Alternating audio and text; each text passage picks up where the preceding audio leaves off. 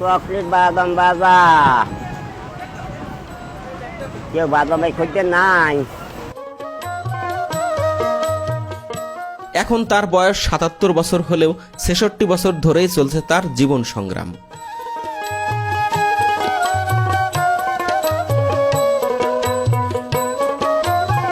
নিঃসন্তান ও জন্মান্ধ আব্দুল গফুর মল্লিকের এই বয়সেও নারকেলের নাড়ু আর বাদাম বিক্রি করতে হচ্ছে ট্রেনে চড়ে চড়ে।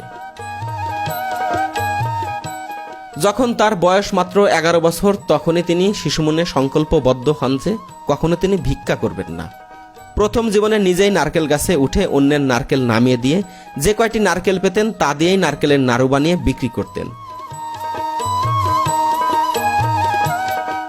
জীবনের একটি পর্যায়ে এসে উপজেলার নির্বাহী কর্মকর্তা সহযোগিতা নিয়ে গেলেও সেটিকে তিনি বিনয়ের সাথে ফিরিয়ে দেন। তিনি কখনো চাননি দুহাত পেতে কারো কাছ থেকে ভিক্ষা গ্রহণ করতে। জীবন নিয়ে যাদের শত অভিযোগ, প্রাপ্তি আর অপ্রাপ্তির হিসাব মিলাতে পারেন না, তাদের জন্য আব্দুল গফুর মল্লিক হতে পারে একটি সাহস ও অনুপ্রেরণার গল্প। ছোটবেলায় একদল ব্যবসায়ী তার পিতাকে বলেছিলেন ২ সিপারা কোরআন মুখস্থ করে ভিক্ষা করলে টাকার অভাব হয় না। সেই ১১ বছর বয়সেই তিনি বলে উঠেছিলেন, আমি কখনো হাত পাতা ব্যবসা করব না। তিনি এখনো বলেন ও হৃদয়ে বিশ্বাস করেন, নবীর শিক্ষা করিও না ভিক্ষা।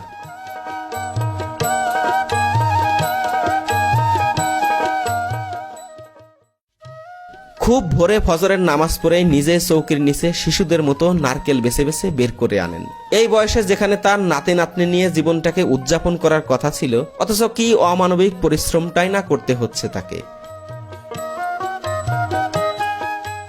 যে জায়গাটিতে তিনি নারকেল ভাঙবেন, ছুলবেন, তার ঘর থেকে মাত্র কয়েক হাত দূরে হলেও এইটুকু পথ যেতেই তার সময় লাগছে অনেকক্ষণ। একবার ভাবুন, ২ চোখে তিনি কিছুই দেখেন না, অথচ কিভাবে নারকেল থেকে খোসা ছাড়াচ্ছেন। বয়সের সাথে সাথে গায়ের জোর কমে যাওয়াতে রীতিমতো নারকেলের খোসা ছাড়াতে গিয়ে লড়াই করতে হচ্ছে তাকে। কুমিরখালি থেকে মানে যে কাপড় ব্যবসা করে আলী শাহ মল্লিক আর খেলা মল্লিক, তাই এরা আসে কয় যে ১ সিপারা কোরআন শরীফ পড়লে পরে গাড়ির মধ্যে হাত পাতলে টাকার নাই অভাব।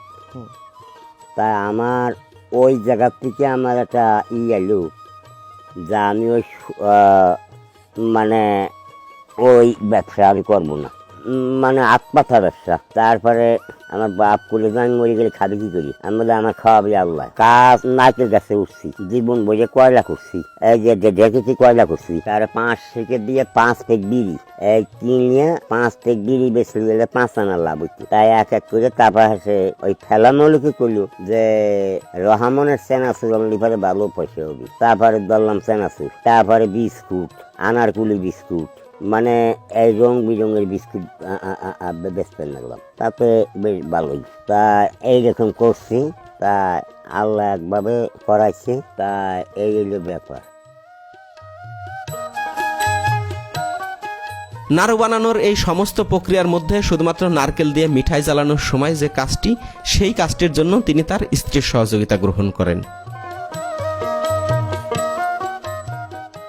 মানুষ জীবিকার জন্য লড়াই করবে, এটাই সত্য, কিন্তু সেই লড়াইটা কতদিনের এবং কতটা কঠিন সেটি আব্দুল গফুর মল্লিককে দেখে বারবার ভাবছিলাম। যারা অভাবে আছেন, সাময়িক কষ্টে আছেন, তারা একটিবার তার দিকে তাকিয়ে ভাববেন।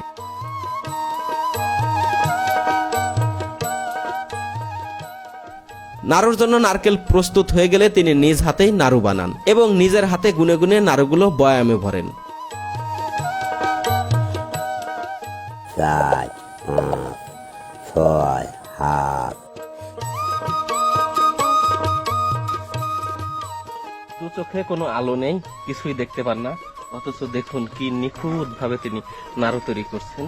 জীবনের ৬৬টি বছর জীবিকার প্রয়োজনে এভাবে নাড়ু বানাতে বানাতে তার হাত দুটি যেন পরশ পাথর হয়ে গেছে। এই হাত দিয়ে যা ধরছেন তা একদম নিখুঁত একটি নাড়ুতে রূপান্তরিত হচ্ছে। আমি ফার্স্টে এই নারকেল আর মিঠাইয়ের যে মন্ড রয়েছে এটি দেখে ভেবেছিলাম এটা উনি পারবেন কিনা, অথচ এই হাত দিয়ে তিনি নারকেল ভাঙলেন, নারকেল কুড়ালেন, এখন এই নাড়ু তৈরি করে যাচ্ছেন।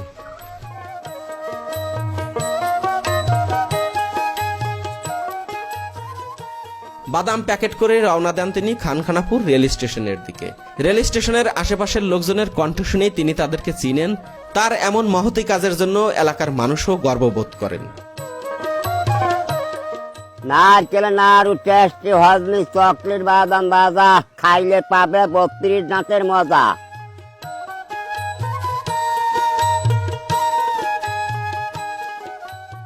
আমাদের কাছে ভালোই লাগে, যেহেতু একটা ব্যবসা বাণিজ্য করে খাইতেছে, পারতো ভিক্ষা করে খাইবার পারতো বা অন্য কিছু করতে পারতো, সেই তুলনায় উনি ওনার নিজের উনি নিজে করে খায়, এটাই ভালো মনে করি। উনি স্বাবলম্বী, উনি নিজে কর্ম করে খাইতে পারে। আমার কাছে কষ্ট করে হলেও ভালো লাগে। ওনার এই রুজি করা দেখে আমার কষ্ট লাগলেও আমার ভালো লাগে। একটা সময় ইউনো মহোদয় তাকে সাহায্যের হাত বাড়িয়ে দিলেও তিনি সেটি গ্রহণ করেননি এবং আমি ঘেটে দেখলাম একটি বেসরকারি গণমাধ্যমও সেটি নিয়ে নিউজ করেছিল ইউনোর বক্তব্য সহ।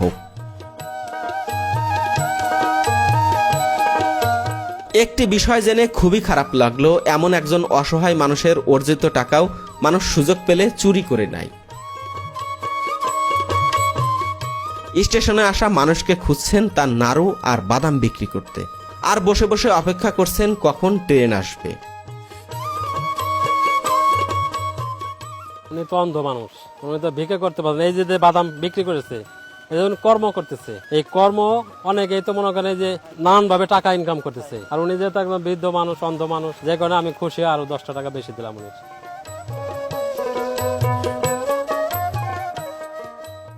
অবশেষে খানখানাপুর রেল স্টেশনে ট্রেন এসে থামলে অন্যদের সহায়তায় তিনি ট্রেনে উঠলেন।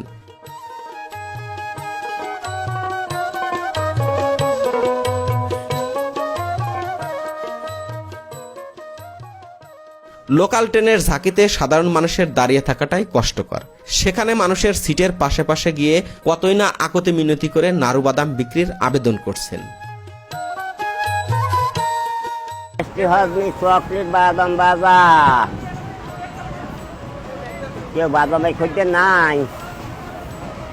নারকেল নাড়ু টেস্টি হজমি চকলেট বাদাম ভাজা।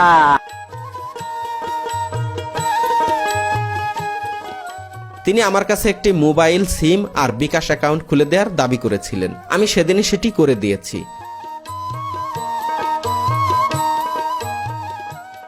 এমন একজন অসহায় মানুষকে পারলে সাধ্যমতো সাহায্য করবেন। আমি তার সবকিছু কমেন্ট বক্সে দিয়ে দেব। আজকের মতো এ পর্যন্তই। আশা করি সকলের সহায়তায় বৃদ্ধ বয়সে এই মানুষটি ঘরে বসে বিশ্রাম নিয়ে বাকিটা জীবন চলতে পারবেন। আব্দুল গফুর মল্লিকের মতো এমন অজানা অদেখা আরো অনেক মানুষের গল্প সামনে তুলে আনার চেষ্টা করব। হাতে সময় থাকলে দেখতে পারেন ফরিদপুরের বলরাম নামে আর এক জীবন যোদ্ধার গল্প।